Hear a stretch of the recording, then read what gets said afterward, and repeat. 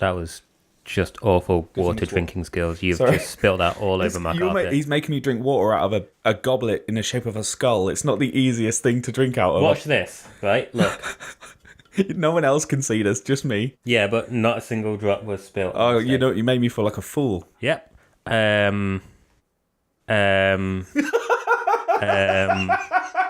Today I told Raph that when I edit this podcast, he says quite a lot, and I have to cut it out quite a lot. And I think that's playing on your mind now. It is. Like you're going to be too aware of it. No, I'm gonna abuse it because you cut it out anyway. You bastard, making it hard for me. On this Brew Time Chat, we're talking about reboots and remakes and why genuinely they're shit. Yeah, well, first of all, let's start with the definition. What is the difference between a reboot and a remake? Because you're under the impression that they're different, whereas I think they're basically the same thing. No, so a reboot is taking something established, let's say, so Spider-Man. What, Sam Raimi's Spider-Man? You got Sam Raimi's Spider-Man, and then they rebooted it to the Amazing Spider-Man, whoever the fuck directed that trash sheet. Who knows? No one remembers. No one remembers. That is a reboot. It has different plot, different story, same characters, things like that. A remake follows the same plot, same characters, but it's just been remade again. So like with Ghostbusters 2016, is that a remake or a reboot? Because a sequel, because it followed on from... It's not a sequel, though. The original guys are in it. Yeah, but they're not their characters. The Ghostbusters are built from the ground up. The company is established. It'd be a reboot then. A remake would be... So in the 80s, they did a Lord of the Rings film that no one remembers. The cartoon one? I remember that. They remade... I never watched it all the way through because it was boring as shit. Yeah.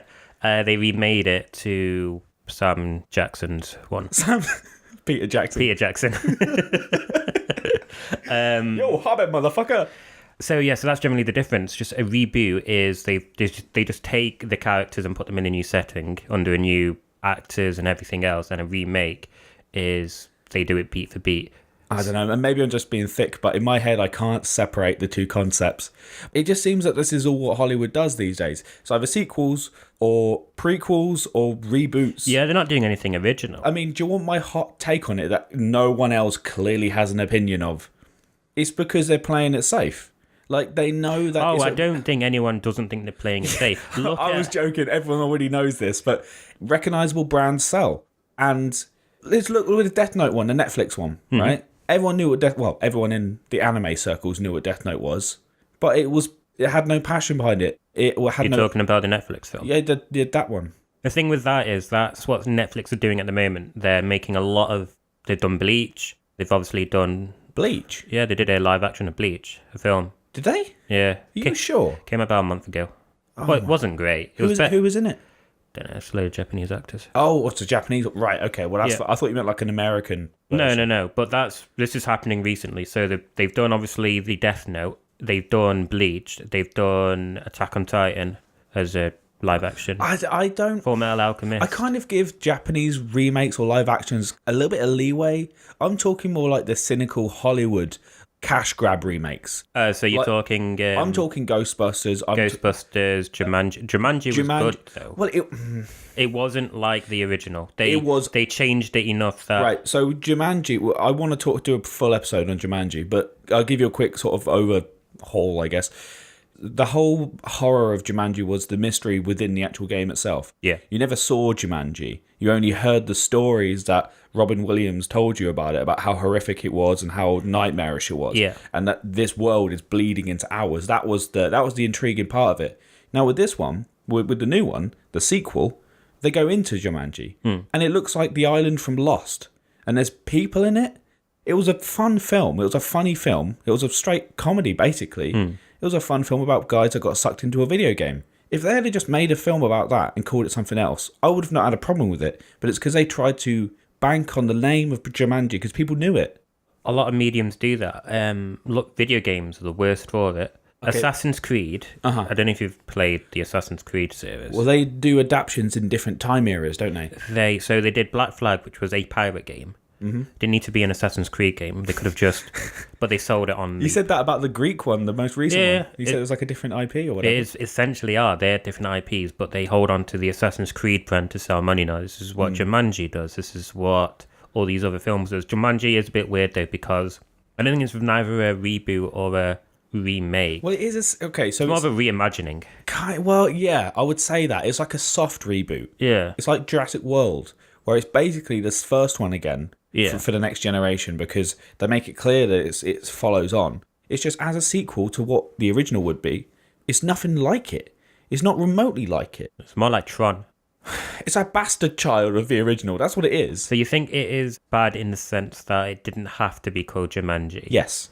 I think it should 100% not have been called Jumanji. I think they could have sold it the fact that a rock was in it alone. So for me, an honest to God reboot is, well, best example I can come up with is Spider-Man. They looked at what didn't work in the original Spider-Man trilogy, and that was everything from the third film.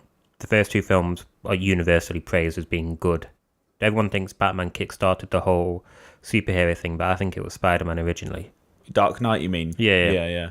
I think so. Well, it certainly kicked off the dark DC universe. Oh, God, yeah. That's for sure. Like, the whole Man of Steel thing was them trying to ride off the coattails of Dark Knight. Oh, yeah, that was the studio basically saying people like the Dark Knight because it was dark and moody. Let's do Superman like that, without realising that's not why people like the film. I love that when you get to Batman versus Superman.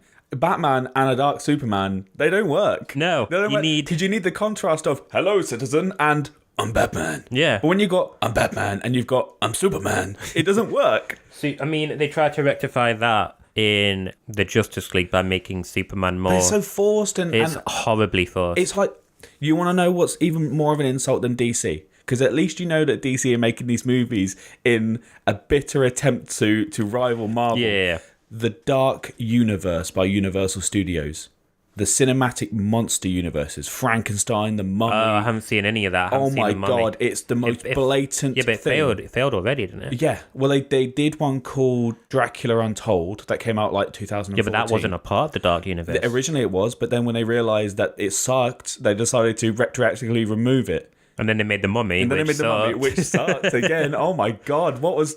And then they put Tom Cruise, and apparently they got Johnny Depp to be the Invisible Man, and he's backed out of it now. Well, this is the issue. You've got X-Men, which admittedly they did their own thing. They did their own trilogy. X-Men, they did it in a... Not that I like it, really, but at least they made it work. They did it like it was almost like a parallel timeline. But with X-Men, when they did First Class, they could have left it as a separate entity, because they essentially could have done, yeah. They used Days of Future Past to basically undo Brett Ratner. Yeah, to undo the third X-Men film. What was it, Last Stand, where everyone dies? And admittedly, it was brilliant in the way they did it. And then you've got Deadpool that basically says fuck you to both universes and steals the X-Men and does it like in a fun way. Yeah, but this is all kickstarted by Marvel doing their cinematic universe, which is making billions. And now studios all over the place, not directors or anyone creative. It's studio heads are thinking, how can we cash in on this? Yeah, but I still have had remakes, like problems with remakes even before that.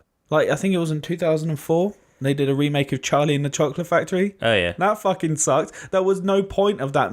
What was the point of it? Was it because Johnny Depp was, like, at the height of his career I think something? it was because Tim Burton was doing really well up until that point, because after that he went downhill just so quickly. Well, he did Sweeney Todd, and that was half decent. He did Sweeney Todd, and then back in the 80s he did Batman, he did Edward Scissorhands, he did Nightmare Before Christmas, Corpse Bride. Yeah. Like all of these fantastic films that have like a very unique Tim Burton style, and then Charlie and the Chocolate... Charlie or Willy? No, the original was called Willy Wonka and a Chocolate Factory. The book was called Charlie and the Chocolate Factory. Yeah. In the Johnny Depp version, they did put some things in it that were in the book that weren't in the original movie. Like, you know... The fact that Willy had a dad. I think that, yeah. I haven't read the book, so I can't quote on. There were a couple of things, but that wasn't one of them. You know the squirrels with the nuts? Oh, yeah. That was in the book and in the remake, but in the original film... It was the goose eggs? Yeah, they lay goose eggs. And Veruca Salt falls through the thing in that one. That was pretty cool. And I liked the whole... It was a lot more nightmarish. Like how... Well, it was Tim Burton, essentially. Yeah. But the issue with it is he made a parody film for himself. It looked like it was somebody imitating Tim Burton, not a Tim Burton film. I know what you mean. Yeah. this is where I think Tim Burton has come now. He's now a parody of himself without trying to be. Johnny Depp in that film, he was like some weird, creepy child snatcher. Yeah, he was. Whereas Gene Wilder in the original was like quite a fantastical. He was eccentric, but he was charming, and he was like. And the music in it was amazing. Yeah, and then these, what was the? If I remember rightly, in the Tim Burton version of Charlie and Chocolate Factory, they started like dancing, like trillions of them. Each song was like in a different style, like it went through like generational. So there was like one that was like jazz and one that was a little bit more punk and rock, but it was cringy though. I didn't think the soundtrack worked on that film in the slightest, and it was just a CGI fest. I mean, I'm not saying everything that happened. I mean.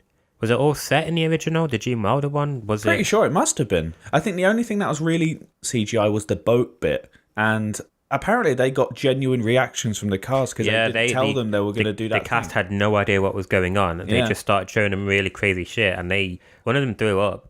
Really? Yeah, I think one of them actually threw up on the boat. You don't get that anymore. Everything is so like, I don't know, bureaucratic at this point. Do you want to talk about the most obvious controversial remake? I breezed over it a little bit, like Ghostbusters. I've not seen the reboot or the remake, whatever you want to call it. But I know of it and what it's like. And so ask me any question about it, and I'll see my best if I can answer. Is it good?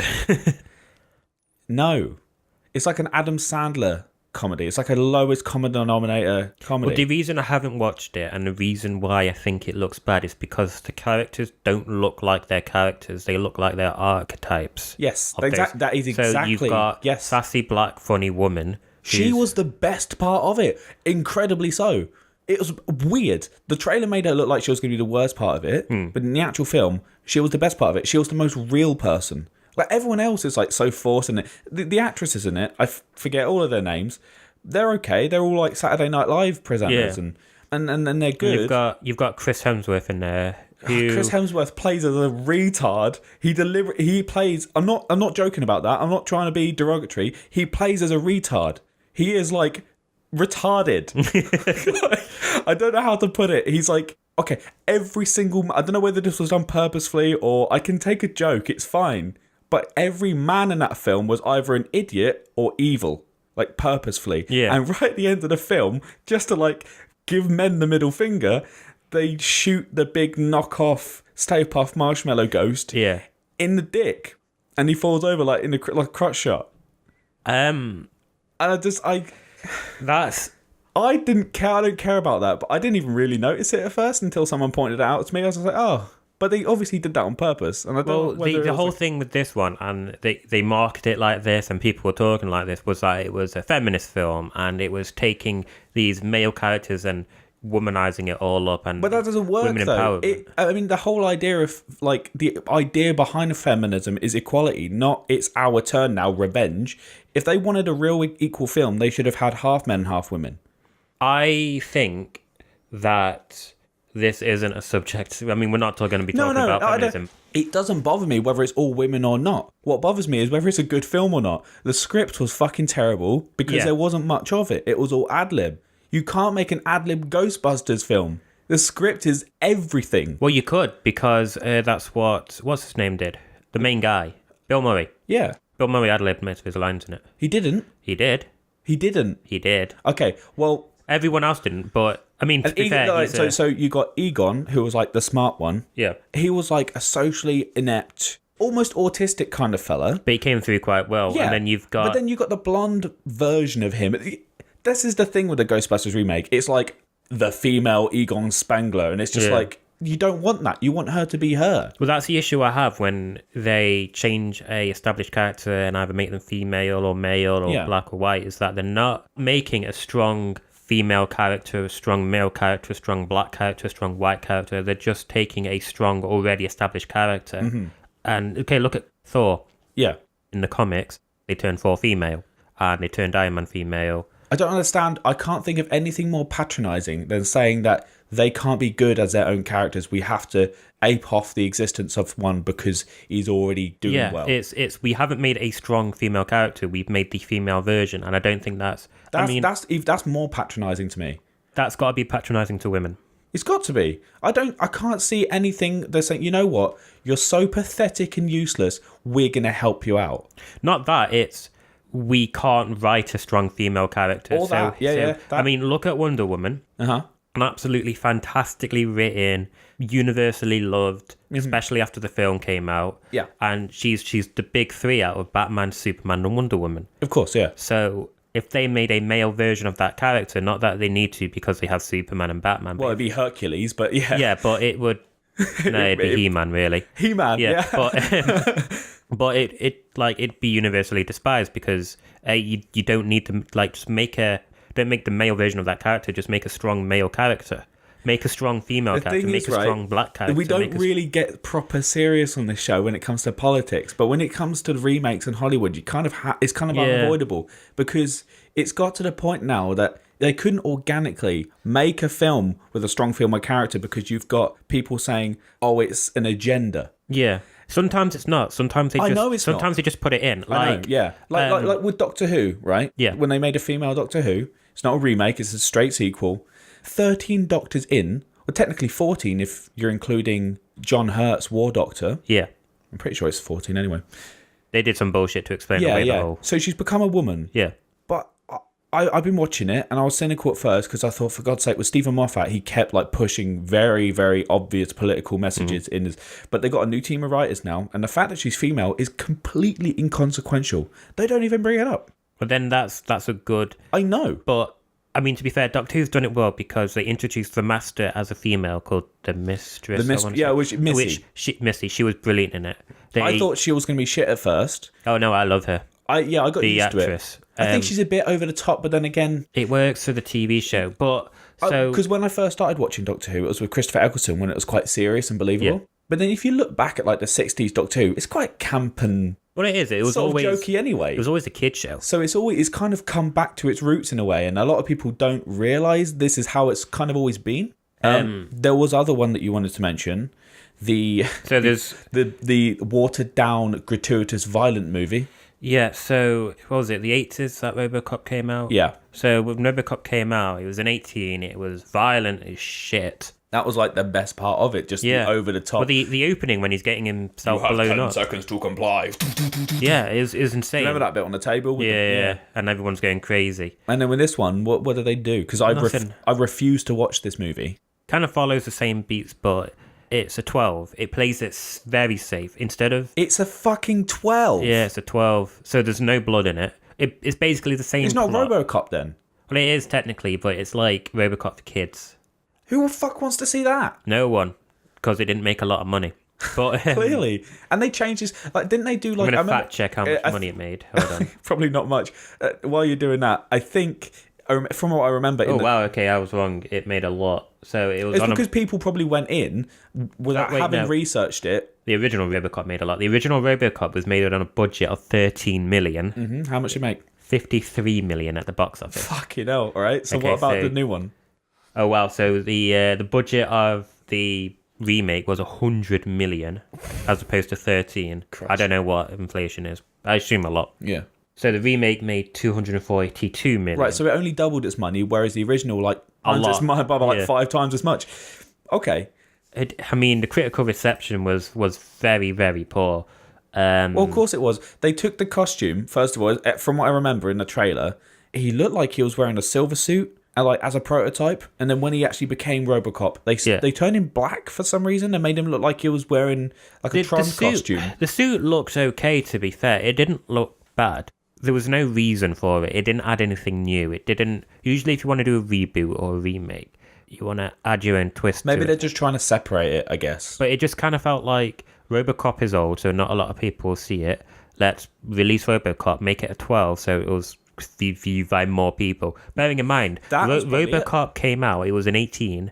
Technically, only 18-year-olds were allowed to see it. The remake being a 12, it's got so many more avenues for more people to go and see it. Yeah, so you've got families going to go and see it. That's true. Let's just say you've got yourself and your mate going, that's 2, and you're both 18. Mm-hmm. You got your family going, so you got a family of 5. But then they completely alienate the original fan base because it's not what they like. They don't know because the original fan base can still go and see it. Yeah. And it rides off, that's how... But they won't. They won't go see it because it's not what they want. Oh no, exactly. But The only reason people went to go see the new Ghostbusters is because of the controversy. That's you know how much that was trumped up, right? Right. The controversy. Go on. Watch a video by Red Letter Media called Scientist Guy Explains Ghostbusters. Right. And he basically goes in and calculates how many comments versus how many likes versus how many bad comments. And it was like less than 1% left a genuine misogynistic comment in the comment section of everyone who watched it. Right. So the media focused on that part, trumped it up, made people think that, oh, people don't like it because it's women. And then people went to go see it as support. Controversy creates money. Oh yeah, And Doctor Who tried doing that, but no one really gave a shit enough about it. Oh, and then everyone liked it anyway. The problem is that Doctor Who is very niche. Really, it is a reboot. It's a soft reboot because each Doctor. Well, it isn't no, because they each all. Doctor is yes, each Doctor, but especially this Doctor. No, it's the same with James Bond. Every film is technically a reboot in a sense. I mean, they've never explained why James Bond's actor changes. He's a Time Lord, obviously. Well, I like to think that the 007 thing isn't actually him. James Bond isn't him. It's just a code name for a particular... They're talking about age. But he's called James Bond. Yeah, but... Like an alias? Yeah, like James Bond is the alias. So they were saying about Idris Elba being James Bond. Oh, that'd be cool. And what I reckon... Yeah, because he's fantastic in Luther. I reckon if they do Idris Elba, they'll do it in a way that they'll kill off Daniel Craig and he will inherit... I reckon they'll show why there's different James Bonds because the characters outside of Bond. But they're based on books, aren't they? They're based on books, but in the books they never changed. Yeah. He was just James Bond, and in the films, obviously they got different actors. So you've got like Q, and you got M, and you got. It would explain why they're so drastically different. Like some of them are more quippy and jokey and a little bit rapey, and other ones are serious, like Daniel Craig. So you got Daniel Craig, who's a little bit rapey and a little bit serious. Oh, is he a little bit rapey? Is he? Do you not remember? I've genuinely not watched a single Daniel Craig James Bond film. No, the last one I watched was Tomorrow Never Dies, and that was fantastically bad. No, in one of the Daniel Craig ones, there's a girl in it that she was a child prostitute, right? And she'd been taken, and that's the James Bond girl, and he has sex with her. But he saves her. That's a bit inappropriate, really, given what she's gone through. He saves her from whatever, and she went for a shower, and he just walks into the shower and has sex with her. And I'm just thinking, was she okay with it? Okay, that's ironically that's what Bond is like in the books. So in the books, he's very close to how Timothy Dalton was in the film, like just a miserable old dick. So can you think of, like, off the top of your head, because I know there's a lot of remakes. I didn't even realize were remakes. Do you know there's Old Boy. They remade that. That was originally a Korean film, and then they Americanized it and got yeah. What about The Office, the American Office? Oh god, Americans always fuck about with us.